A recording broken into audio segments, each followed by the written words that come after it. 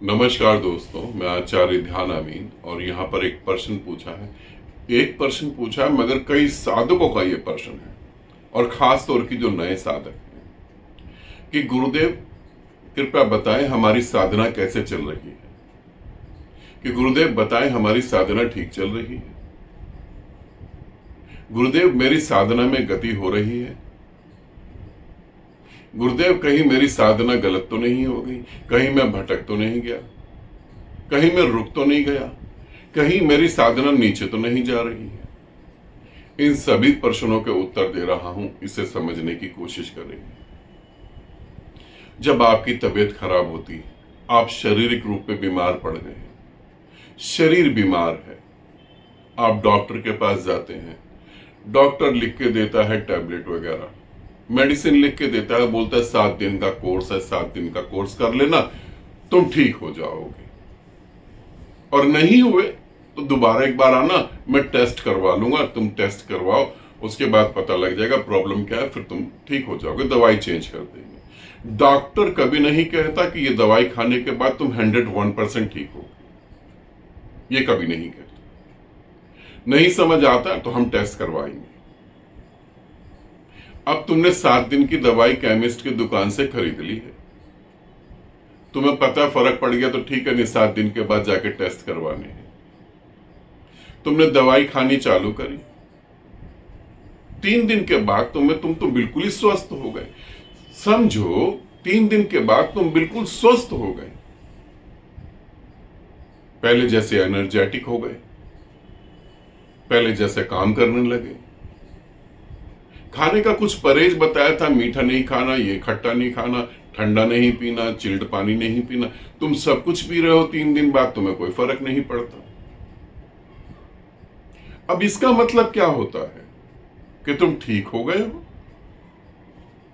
क्योंकि अब दवाई की भी जरूरत नहीं है, एनर्जी लेवल भी हाई है। अब इसका अर्थ क्या हुआ कि तुम्हें अभी 4 दिन दवाई और खानी चाहिए थी। तुम्हें 4 दिन दवाई खाने के बाद फिर ब्लड टेस्ट करवाना चाहिए था, अल्ट्रासाउंड करवाना चाहिए था, क्या क्या करवाना चाहिए था तुम्हें। अब तुम कहोगे गुरुदेव 3 दिन में ही ठीक हो गए तो कुछ करवाने की जरूरत ही नहीं। हाँ, मैं भी यही कहूंगा कि 3 दिन में ठीक हो गए तो मैं दवाई क्यों खाऊं। अब वो दवाई बेकार है। मगर मैं 3 दिन में ठीक हो गया हूं, ये मुझे पता कैसे लगा।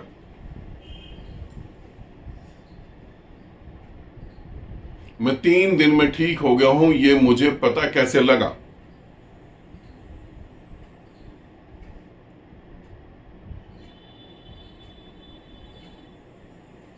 सोचो कि मैं 3 दिन में ठीक हो गया हूं, ये मुझे कैसे पता लगा। क्योंकि ठंडा पानी पीने से अब कोई फर्क नहीं पड़ता, खट्टा खाने से कोई फर्क नहीं पड़ता है, मीठा खाने से कोई फर्क नहीं पड़ता है, डॉक्टर ने जो जो चीजें मना करी वो काम करने से कोई फर्क नहीं पड़ रहा है, और मैं जो करना चाहता हूं वो मैं कर रहा हूं। इसी आधार पे मैं कह रहा हूं कि मैं ठीक हूं। अब बात करते हैं साधना की। मेरी साधना ठीक चल रही है। आज तुम्हारे पास जो मानसिक तनाव है, जो दर्द भरे भाव है, जो मृत्यु का भय है, जो इनसिक्योरिटी है, जो कुछ होने की चाह है, जब तुम 4 और 5 साल के थे तब ये सब कुछ था। आज किसी को वासना में भोगने की चाह है, जब तुम 5 साल के थे तब तुम्हारे पास ये था। तब तुम्हारे पास ये था कि तुम किसी से रिलेशन करो। जब 5 साल के थे तब तुम्हें लगता था कि सिक्योरिटी के लिए बहुत पैसा चाहिए, कैसे मैं अपना जीवन सिक्योर कर लूं। तब 5 साल की उम्र में मृत्यु का बोध था। 5 साल की उम्र में क्या था तुम्हारे पास? वर्तमान में जीना, जो अच्छा लगे वो कर लेना, किसी ने कुछ कहा सुन लिया, फर्क नहीं पड़ता। यही तो था तुम्हारे पास, कोई तनाव नहीं था। मम्मी की बात अच्छी नहीं लगी तो मुंह पे बोल दिया, मम्मी तुम्हारी ये बात मुझे बिल्कुल गंदी लगी, तुम बिल्कुल गंदी मम्मी हो। पिता की बात अच्छी नहीं लगी तो बोल दिया कि डैडी आप तो बिल्कुल ही बेकार हो, इस पूरी दुनिया के सबसे गंदे डैडी आप हो, बोल दिया। क्या था 5 साल की उम्र में? मेरी साधना कैसी चल रही है गुरुदेव, मुझसे पूछने की जरूरत थोड़ी ना है, किसी भी गुरु से पूछने की जरूरत नहीं है।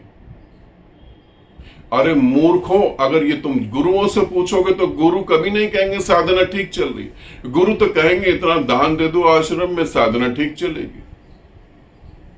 गुरु तो कहेंगे कुछ नहीं, एक 40-50 लाख की कार दे दो मेरे को, साधना ठीक चल रही है। गुरु तो कहेंगे कि सोना चांदी चढ़ाओ, साधना ठीक चल रही है। यहां गुरु तुम्हारी जेब देखते हैं, उसके बाद तुम क्या देते हो उस पर साधना टिकी है। तुम क्यों अपने को शोषण कराने के लिए तैयार हो रहे हो? मेरी साधना कैसी चल रही है? देखो तुम बचपन कैसा जिया तुमने, तुम बचपन जैसे हो रहे हो, तुम बच्चे जैसे हो रहे हो। आज भी तुम्हें मौत का डर है तो साधना बेकार चल रही है। आज भी तुम्हारे अंदर वासनाएं हैं तो साधना बेकार चल रही है। आज भी जो तुम जीना चाहते हो वो जी नहीं पा रहे, साधना बेकार चल रही है। साधना ठीक कैसे चल रही है? बचपन में 5 साल की उम्र में तुम्हें याद आया कि तुम्हें मोक्ष पाना है, तुम्हें मेडिटेशन करना है? कुछ नहीं, जो है जैसा है उसे जी रहे हैं बस। साधना कैसी चल रही है? जैसे जैसे साधना गहरी होगी, जैसे जैसे साधना सही डायरेक्शन में होगी, तुम ज्यादा प्रेमपूर्ण होगे, तुम ज्यादा आजादी महसूस करोगे, तुम अपने को खुलकर जियोगे। 5 साल का बच्चा, अगर उसे हम प्रेशराइज ना करें, उसे हम दबाव नहीं दें, तो 5 साल का बच्चा कभी भी मंदिर जाने की जरूरत नहीं महसूस करता, और जाना भी चाहता है तो सिर्फ प्रसाद खाने के लिए, वरना मूर्तियों से बच्चों का क्या लेना देना। 5 साल का बच्चा, अभी मैं नागपुर में शिविर ले रहा था, वहां एक बहुत प्यारी छोटी सी लड़की थी। मैं विधि करा रहा था और बातें कर रहा था, उसके बीच में उसने अपनी मम्मी को कुछ कहा, तो मैंने उससे पूछा कि क्या कह रही है ये? तो उसकी मम्मी ने बोला ये पूछ रही कि डांस कब होगा, नाचेंगे कब हम लोग। 5 साल की बच्ची को नहीं पता क्या, उसे ये नहीं पता कि मुझे क्या करना है क्या नहीं करना है, कौन सा ध्यान, कौन सी विधि, कौन सा चीज हासिल करने के लिए मैं यहां आई हूं, और कौन सा गुरु। नाचना कब है, डांस कब करना है। और वो छोटी सी बच्ची ने इतना खूब डांस करा। बच्ची को मतलब नहीं, छोटे बच्चों को मतलब नहीं है। तुम्हें मोक्ष से मतलब है, तुम्हें मुक्ति से मतलब है। तो जैसे जैसे साधना अच्छे से गति करेगी, तुम छोटे बच्चे की तरह हो जाओ, भाव पैदा होगा। ये सब क्या बखेड़ा हमने खोल दिया, ये सब हमने क्या लगा रखा है। जीवन इतना अच्छा और सरल है, सभी आनंदित हो रहे, एक मनुष्य जाति को छोड़ के सभी आनंदित हो रहे।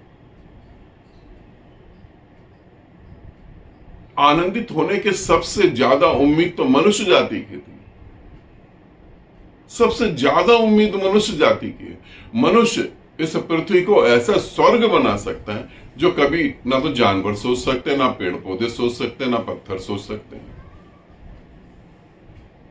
मगर वो दूसरी बात भी नहीं सोच सकते कि मनुष्य पृथ्वी को नरक बना सकता है, वो उसने बना भी दिया।